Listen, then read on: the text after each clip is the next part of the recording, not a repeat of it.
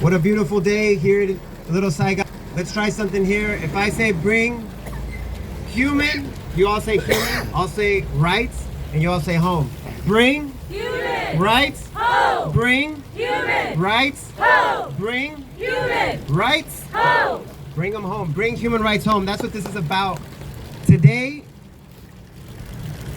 we are seeing what it means when they say mass deportations in our communities across Southern California, here in Orange County.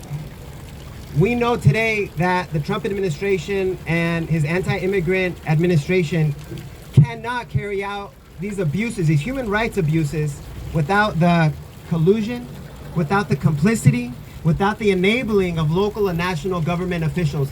That's why it is so concerning. It is offensive when our own elected officials from California, from our own communities, from here in Little Saigon, and everything that Little Saigon represents in everybody's hearts that's out here today, when they side with the Trump administration and they make excuses they give an opening for the human rights violations that ICE is committing to our families in our neighborhoods and our communities here today.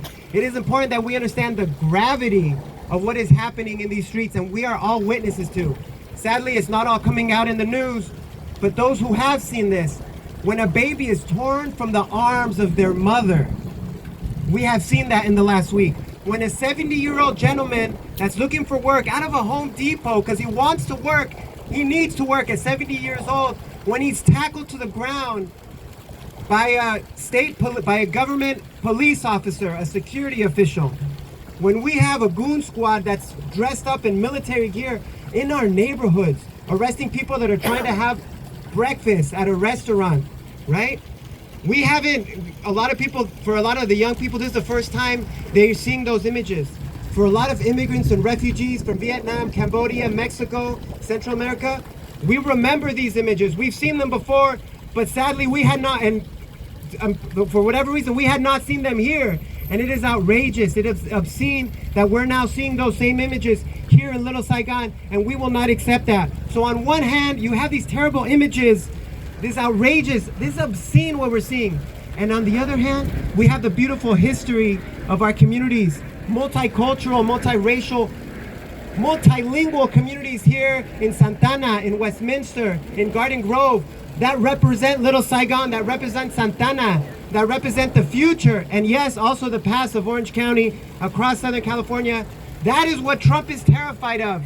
And so when you have these despicable hatred and violence on one hand, violating human rights, and then you have the beautiful community that Little Saigon represents, and it is the future of what this country really could be, this multiracial community that respects each other. We have Mexican kids and Vietnamese and Cambodian kids and white kids and black kids and everybody sitting together and kicking it.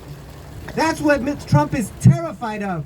But when you have these two things, and we have our elected officials siding with Donald Trump and making excuses for the immigration police and making excuses and enabling the human rights violations that we're seeing here at home, that's completely unacceptable, and the community is not going to stand for it, and we're already seeing the community come out. People are upset, people are infuriated, and they should be. That is a justified indignation is what we're seeing. And so to our elected officials like Representative Tran, do better. Come to the table, do better, stand with your community, and show a fraction of the courage that the undocumented workers are showing every single day when they work for their children, for their husbands, for their wives. Show a fraction of that courage. We know you have it in you. It's in there somewhere. We're immigrant communities, citizen or not citizen, we're all here, and we have that in our hearts, so let's show it.